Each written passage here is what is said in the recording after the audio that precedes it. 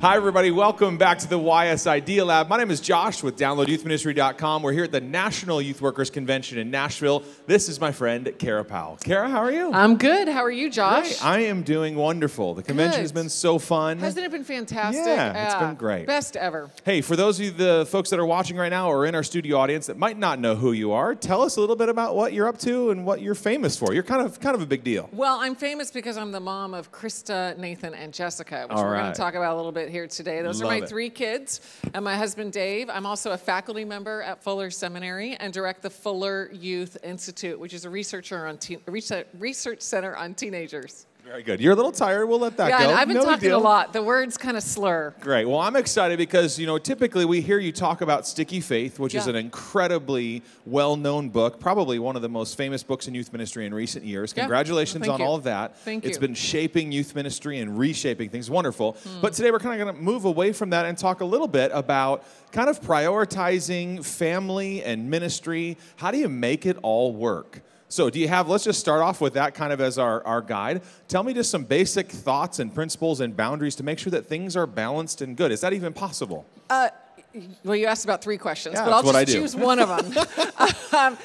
Well, I'll tell you, balancing ministry and family is one of my greatest joys and one of my greatest challenges. That's good. Even here today on site, they wanted to do a sound check for me, and I got a text saying that my daughter's soccer practice had been canceled. So I had to text my mom back home and tell her, and they're like, you got to do a sound check. And I'm like, no, I got to text my mom because soccer practice is canceled. Yeah. But that story kind of illustrates a principle that I think is so important in finding balance, and that is having community. I'll tell you, my husband and I, we would be lost without our friends who took my other daughter to volleyball today, as well as family. I mean, we are really living the idea that it takes a village. That's so true in our family. Have you ever had one of those moments where you have had like a parenting fail, like you forgot a kid somewhere, or you just dropped a ball that was math? Like, have you ever had a moment like that, and will you share it in front of all these people? Well, honestly, something that's actually more of a challenge for me than kind of the funny things that you just said, but actually something that's more of a challenge is when I'm tired, my kids get the worst of me. They're the ones who unfortunately see me being impatient, seeing me being curt, and so, it's more the day in, day out where I feel like I dropped the ball. And I have apologized to my kids, multiple times in a week. I usually apologize to my kids for things that I've said and probably even more importantly, ways that I've said it to them. That's good. Now, what about seasons of ministry? Like as youth workers, we certainly know the season that is just crazy busy and the season that is still crazy busy, but just a little less crazy busy. For sure. How do we work through seasons like that? And can you talk about that for a second? Yeah. Well, for me, probably the most important seasonal principle is the idea of a Sabbath. Yeah. That's one of the 10 commandments, and I'll tell you, it's the one that youth leaders, we tend to violate more than any other, and I know I struggle with it too. Well, we're working on the Sabbath, so it's really hard to make that happen. Right, and when I was a youth pastor, Sunday just couldn't be my Sabbath. I would find another day. Now that I'm a volunteer in youth ministry, which I love, now that I'm a volunteer in youth ministry on Sundays, sometimes Sunday can be my Sabbath. Sure. But for me, my Sabbath is a day to do what Eugene Peterson describes as to pray and to play. So how can I have some kind of extra spiritual connection with God in that day? Yeah. And how can I also just have fun with my family? Whether it's go for a hike or watch a movie or play games. We're a big game playing family. Really, like video games? Actually, no. Apps? Apps, like iPad apps? Cards and boards. Wait, and those sound so cool. What are those? Yeah, I know. It's really funny. You actually put them in like a closet and you get the games out. Wow. Yeah. Our new one, by the way, our new family favorite is called Spot It. It's super portable. It's a stack of cards. It's going to be the Christmas gift that we give to lots and lots of families. I can't wait. Yeah, Spot It. It's like $10 on Amazon. So anyway, highly recommend it. Just to clear that up, I am on your Christmas list, right? Of course, Josh. Okay, Number one. Yeah. Now, what do you do to personally, like aside from family and aside from ministry, what do you do to personally be refreshed and refilled? Like you're trying to balance and juggle and it can be a nightmare. So how do you also personally find rest and peace? And what do you do for fun? Yep. I'm a big nap taker. Oh, really? I love taking naps. I'll tell you. You're getting some amens out here. We're getting some fellow nap takers. My idea. You just had a holy moment right there. That's right. My idea of a good Sunday afternoon is recording a football game and then watching it in about an hour so I can fast forward through the commercials. Love it. With my son and then taking a nap. So, I mean, that's a big, if I can do that on Sunday, I am a happy girl. I do try to get times with the Lord in the morning. That's an important rhythm for me. Notice I said try to get times. Yeah, let's keep it real here, too. Yeah, for sure. There's a lot of days when that happens, but there are some days when it doesn't, and that's really important to me. Well, how does a youth worker who's out here trying to balance family, try to balance ministry, trying to balance their own personal health, how do they do that in a church culture that doesn't care about them? I know that might be a little strong, but just kind of cares more about their productivity and getting stuff done and taking care of things than they do about the personal health. What can they do? Well, I think that's one of the opportunities that we as youth leaders have, one of the many opportunities we have to be countercultural. You know, I know when people come up to me and they say, so, Cara, keeping busy? They expect me to say, yeah, I sure am. Yeah. And, you know, I think there's often a different way to answer that question. So, Cara, keeping busy?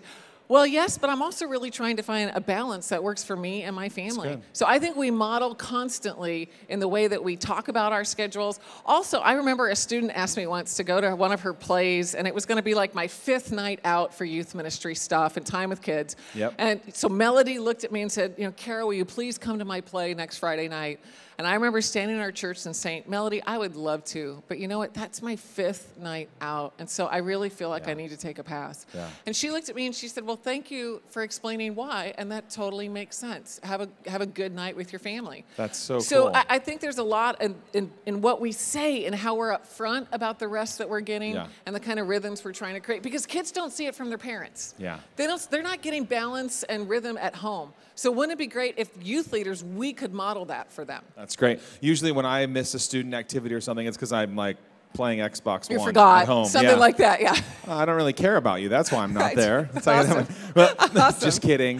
That's not true. That's not true. I'm a great youth worker. All right. Hey, really quick. Let's go super practical. How many, like balancing family, ministry, all that stuff. Yes. How many nights out of the week is realistic, let's say for a full-time youth worker employed by the church, what's a realistic number to shoot for to try to keep that margin and balance right? Yeah. Well, you know, I would say 3 to 4 would be awesome. If you can figure out a schedule where you're only out 3 to 4 nights a week. Jim Burns, who's speaking here and has been such a mentor to so many of us, he taught me something a long time ago that he and his wife do. Or did. They look at the day in thirds. There's morning, afternoon, evening. And so if you do happen to have a string where you have a lot of evenings out, well, how can you find extra time for your family in mornings and afternoons? Yeah. And how do you convince a senior pastor, for example? Like I was a youth pastor in Michigan for a long time, and finding it was just the senior pastor and I. Yeah. And he didn't take a day off. He didn't take time off. He didn't believe in comp time. Yeah. So how can a youth worker kind of change that culture when it's dictated from above them as well? Yeah. Well, I think starting with the Sabbath is a good place to start. I mean, that's in Scripture, and I know a lot of most senior pastors will at least listen to that. Yeah. So if you can create that kind of rhythm and have your senior pastor buy into that, that to me is a good starting point. Yeah, that's great. Now, let's do this. You have the eyes and ears of hundreds and eventually thousands online of youth workers that are trying to do their best to balance marriage, ministry, life, kids, kingdom work, all of it. Yeah. You've got one last thing that you can say to them. What would you just share from your heart as we kind of pull it all together? I'm so glad you asked, Josh, because this is by far the biggest thing the Lord has been teaching me this last month. We had a Sticky Faith cohort this last year, and we had a summit at Fuller in Pasadena. And there was a panel, and one of the youth leaders on the panel, the very last question, I basically asked her the same question you asked me. Yeah. Share one thing.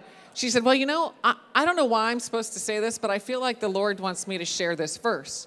And she shared Mark 8:36, where Jesus says, what good is it for a person to gain the world but lose their soul?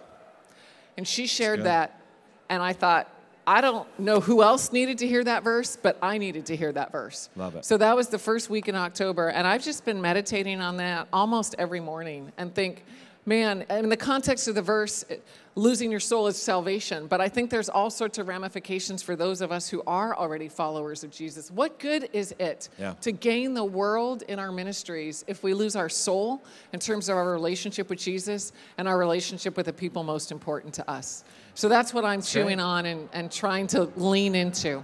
Love it. Well, whether it's your first couple years in youth ministry or you're a veteran, you're an expert, we all need to balance family, ministry, and home. We're glad that you've been here for the YS Idea Lab. My name is Josh. This is Cara. We'll see you next time.